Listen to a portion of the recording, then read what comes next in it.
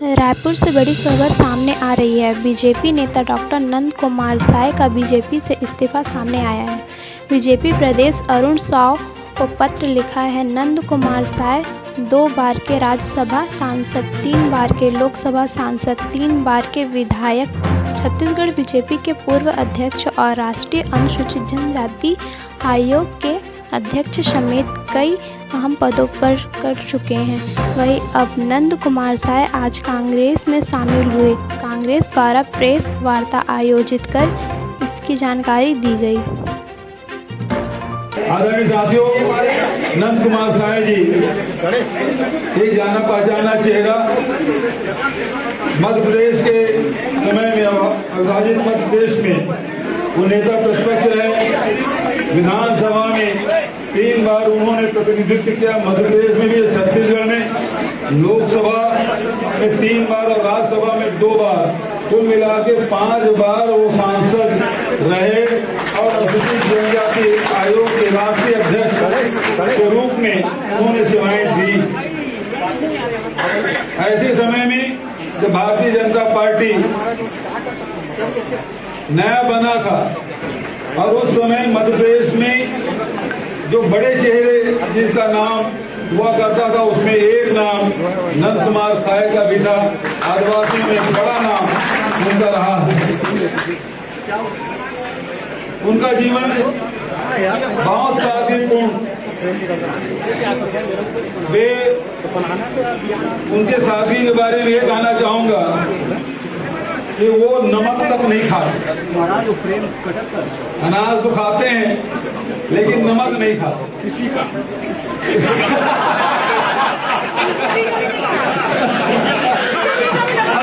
नमक ही नहीं खाते तो किसी की नमक लगने का सवाल ही नहीं। उन्होंने बहुत सादगीपूर्ण जीवन और साथ ही पूरा जीवन आदिवासियों की सेवा की उन्होंने संघर्ष किया। सत्ता में रहे, विपक्ष में रहे, उन्होंने हमेशा वंचितों के, गरीबों के हक की लड़ाई वो लड़ते रहे। आज जब हमारी सरकार बनी 4 साल, 4.5 साल पहले और आदिवासियों के पक्ष में अनेक निर्णय हम लोगों ने लिए हैं। उन निर्णयों से वो दबी जुबान प्रशंसा नहीं करते, सार्वजनिक मंचों में भी मीडिया के माध्यम से कांग्रेस सरकार के किए गए कार्यों के वो भूरी भूरी प्रशंसा करते रहे, क्योंकि वो सच्चे आदिवासी नेता है। अक्सर जो भी आदिवासी हित में काम करे उसके वो प्रशंसा करते थे। बहुत ही निश्चल मन के व्यक्ति आज भारतीय जनता पार्टी के क्रियाकलापों से, और उन्होंने कल जो इंटरव्यू में कहा मेरी छवि खराब करने की कोशिश की जा रही है, उससे व्यथित होकर जो सेवाएं उस पार्टी को दी और उसके बाद उसे जिस प्रकार से पुरस्कार पाना पड़ा, उससे व्यथित होकर उन्होंने पार्टी त्याग किया।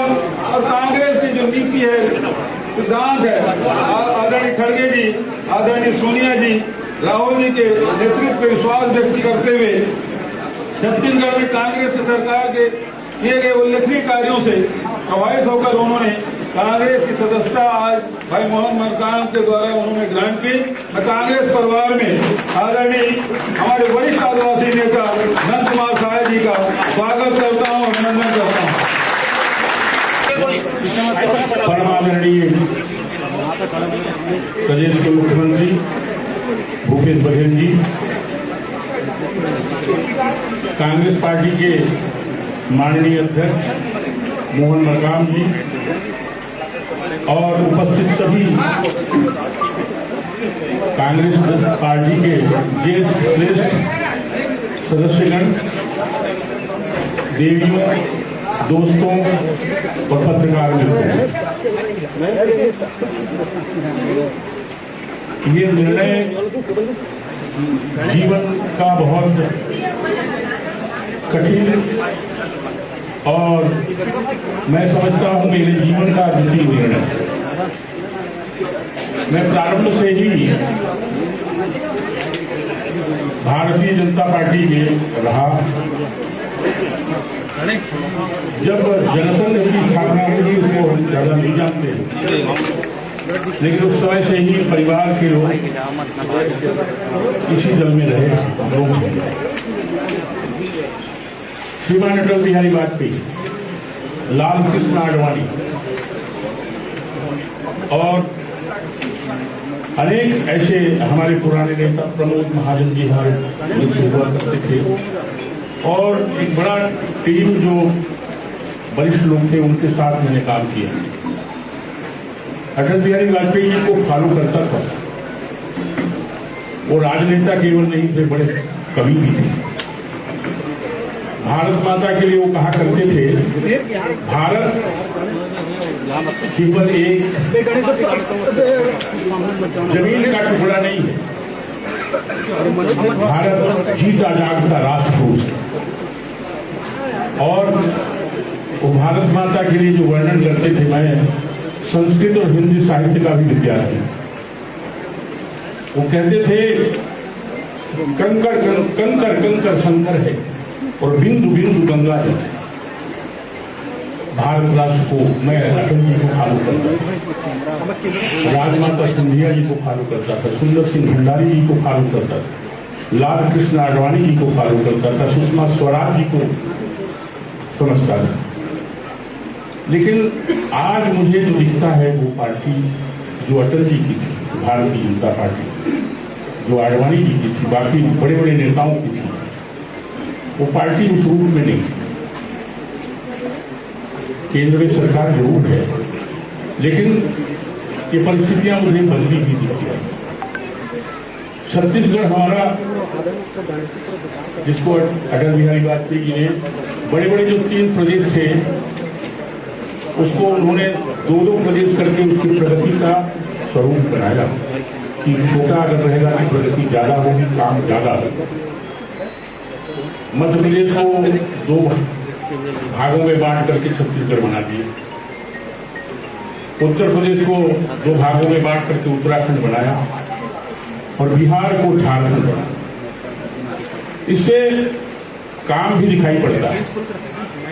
छत्तीसगढ़ में हम देखते हैं कि जो छोटे छोटे गांव थे वो कस्बे हो गए, और अभी कांग्रेस पार्टी की भूपेश जी की जो सरकार है, उनके क्रियाकलापों भी मैंने थोड़ा स्टडी और वाच करने की कोशिश की है। जो कस्बे थे वो शहर हो, और बहुत सारा काम उन्होंने बहुत अच्छा किया है। बहुत सारे लोग बोलते हैं भारतीय जनता पार्टी सनातन को समझने वाली, उसको फॉलो करने वाली पार्टी थी। मैं बोला वो तो सबका हक है, अलग अलग तरीके से सब काम है। प्रदेश की सरकार भूपेश जी के नेतृत्व में जो चल रही है, उसको भी मैंने देखा कि एक नारा उनका बड़ा अच्छा लगा, नरवा गरुआ घुरुआ बाड़ी एला मत छोड़ियो संगवारी। देखिए, ये मूल आधार है हमारे यहाँ। कृषि हमारा मुख्य पेशा है, सभी लोग, और उसके किनारे अगर नाला है, पानी बहने वाला है, उसको संरक्षित किया जाएगा तो खेती अच्छी होगी। गौ हमारी सबसे बड़ी विरासत है। पहले नारा लगाते हम तो थे, देश धर्म का नाता है, गौ हमारी माता है। उसको एक स्वरूप उन्होंने दिया गरुआ, और सब जगह गौओं की दुर्दशा है, उसको और जगह ठीक करना है, क्योंकि गौ में माना गया है हमारे भारतीय चिंतन में कि 33 कोटि देवता गाय के शरीर पर निवास है, और इसलिए इस पर एक बड़ा भारी स्लोगन भूपेश जी ने प्रदेश की कांग्रेस पार्टी की सरकार ने दिया है, नरवा गुरुआ घुरुआ। ये जो कचरा होता है ना, उसको आप ठीक से एक जगह गड्ढे में डाल करके उसको सड़ाएंगे, उससे सुंदर कोई खाद नहीं है। ये जो रासायनिक खाद है इसको कायदे से बंद कर देना। ये जितने प्रकार की बीमारी हो रही है, छोटे छोटे बच्चों को मैंने समझिए कि हार्ट अटैक हो जाए और दुनिया प्रकार की बीमारी हो गई, उसके पीछे कोई और बड़ा कारण है कि ये रासायनिक खाद। भूपेश बघेल जी ने जो घुरवा कचरा को खाद बनाने का एक स्लोगन दिया है, नारा दिया है, दिशा दिया है, इसको सबको फॉलो करने के लिए। और मैं समझता हूं इसी तरह से गौओं की सुरक्षा का भी संदेश इसमें छुपा है। और ये छत्तीसगढ़ में हम समझते हैं कि सारा काम जो है, जिस तरह से कौशल्या जी को ये भगवान राम का ननिहाल, कौशल्या माता को जिस तरह से हमारी छत्तीसगढ़ की सरकार आगे बढ़ाने की कोशिश कर रही है, सनातन चिंतन को एक नया स्वरूप मिलता है। हमारे यहाँ भगवान राम का ही ननिहाल है, इसलिए आप सब लोगों ने देखा होगा कि यहाँ पर मामा जो है वो भांचा का पांव छूते, ये राम के सम्मान का विषय है और ये बहुत अच्छी तरीके से बढ़ रहा है। मुझे बहुत अच्छा लगा भूपेश बघेल जी की सरकार राम वन गमन पथ का भी निर्माण शुरू कर रही है। और हम समझते हैं कि ये जो छत्तीसगढ़ है अनेक सनातन स्वरूप में भी आगे और दिखाई पड़ेगा, ऐसा मुझे लगता है। और बहुत अच्छे अच्छे कामों को उन्होंने अंजाम दिया है। गरीब जो जनजाति वर्ग है उसको कैसे उठाया जाए, ये बहुत बड़ा विषय है। 5 प्रिमिटिव ट्राइब है, कोरवा, कमार, बिघोर, पंडो और भोईका। ये अलग अलग हैं। उसमें बिघोर तो जसपुर में ही थोड़ी सी संख्या में। ये समाज को कैसे खड़ा किया जाए, जनजाति वर्ग मान के सबसे नीचे, इसको राष्ट्रपति जी के दफ्तर पुत्र माना जाए। मैं ऐसा समझता हूं इनमें कैसे शिक्षा को आगे लाया जाए, इनको किस तरह से पढ़ाया जाए ताकि ये समाज थोड़ा आगे आए। कुछ कुरीतियां हैं उसको अगर ये पढ़ लिख जाएंगे तो ठीक होंगे और आगे बढ़ेंगे, ऐसा मुझे लगता है। और मैं बहुत सारी बातें को बता सकता हूं, लेकिन आज की तारीख में मैं यही मानता हूं। और भारतीय जनता पार्टी जो थी उसका जो स्वरूप था वो आज बचा नहीं। मुझे अनुभव हो रहा था, मैं कुछ बातों को बताऊं नहीं, मन में सोच रहा था। बहुत पुराने समय से अटल बिहारी वाजपेयी जी, लाल कृष्ण आडवाणी जी, श्रीमंत राजमाता जी, सुषमा स्वराज जी और सुंदर सिंह भंडारी जी, उनके साथ में काम किया। लेकिन आज की तारीख में भारतीय जनता पार्टी में मैं एक सामान्य सदस्य हूं, कहीं किसी दायित्व में मुझे नहीं रखा है। मुझे दायित्व का भी आवश्यकता नहीं है, लेकिन पार्टी काम कैसे करे, यहाँ के लोगों के लिए करे, उसमें शामिल तो किया जाना चाहिए। पार्टी का मुझे बहुत परेशानी नहीं है, वो सब भी करें, लेकिन दल में भी मुझे दिखता था कि जैसा काम होना चाहिए वो हो नहीं रहा है, उसको करना बहुत जरूरी है। कोई दल बहुत महत्वपूर्ण नहीं है, लेकिन सारे लोग मिलकर के आम लोगों का काम करने के लिए जो पार्टी का महत्वपूर्ण उद्देश्य होना चाहिए वो होना चाहिए, वो भी दिखता नहीं है। तो अंततोगत्वा मुझे लगा कि जनहित के कार्यों को करने के लिए ही कोई समर्थ और समर्पित, ये दो विभूषणों से विभूषित दल में रहना ही ज्यादा उचित होगा। और इसीलिए मैंने तय किया कि इस समय भूपेश जी के नेतृत्व में प्रदेश में कांग्रेस अच्छा काम कर रही है और ये काम यहाँ के गरीब, पिछड़े हुए और तमाम प्रकार के जो लोग हैं उनके उत्थान में काम होगा। और ये जो 5 प्रिमिटिव ट्राइब हैं, हमारा जो ट्राइबल डिपार्टमेंट है, हम सब लोगों की सरकार खोज भी रही है, उनके द्वारा उनको कैसे खड़ा किया जाए, शिक्षित कैसे किया जाए, बहुत सारी कुरीतियों से कैसे बचाया जाए और एक छत्तीसगढ़ इन सब कामों को करने के कारण एक आदर्श प्रदेश भी बने, इसकी हम सब लोगों को मिलकर के काम करनी है। सरकार में बैठे हुए लोग तो करेंगे, इसमें सभी लोग सहभागी हों, ऐसी भी योजना हम सब लोगों को सोच करके करनी चाहिए। अंत में मैं आज माननीय मुख्यमंत्री जी भूपेश बघेल जी का धन्यवाद करता हूं कि उन्होंने ऐसी स्थिति मेरे मन में आया तो उसका सम्मान करते हुए दल में सम्मिलित करने का निर्णय किया गया और आप सब लोग भी इसमें आए, सम्मिलित हुए और मुझे लगता है कि हम सब लोग मिलकर, ये पार्टी एक है, एक मंच है, फ्रंट है, लेकिन सब मिलकर सब काम करेंगे तब छत्तीसगढ़ अच्छा होगा और भारत को एक नया स्वरूप मिलेगा। हम सभी लोग मिले और अंत में इस समय पर आप सब लोग इतनी बड़ी संख्या में उपस्थित हुए। आज ये तो सामान्य घटना थी, लेकिन छूम आठट की सब हमारे पत्रकार मित्र बहुत आगे पीछे लग रहे थे।